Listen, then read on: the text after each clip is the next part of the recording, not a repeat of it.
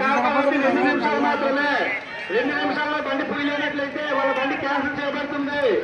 ఏ నిర్ణయమైనా committee what a, తుది నిర్ణయం committee what a. బండి క్యాన్సిల్ చేశారని ఎవరు ఇబ్బంది పడవద్దు. బండికి మధ్య కాల పరిమితి 2 నిమిషాలు. 2 నిమిషాల్లో పోయిన బండి క్యాన్సిల్ చేయబడుతుంది.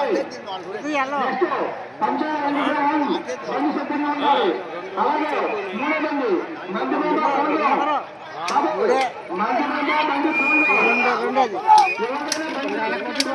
కంపెనీలకు ఇంటిమేషన్ ఇవ్వాలి. 2 రౌండ్ అంటున్నారు.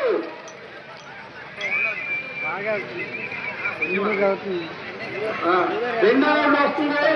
ఒక బండి 3 రౌండ్లు పూర్తి చేయాలంటుంది.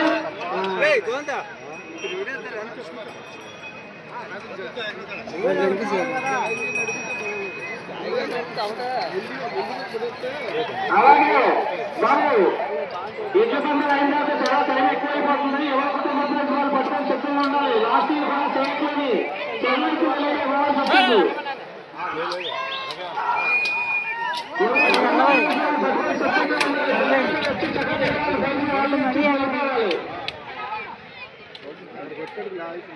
బాబు 3 రౌండ్లు ఉంటుంది.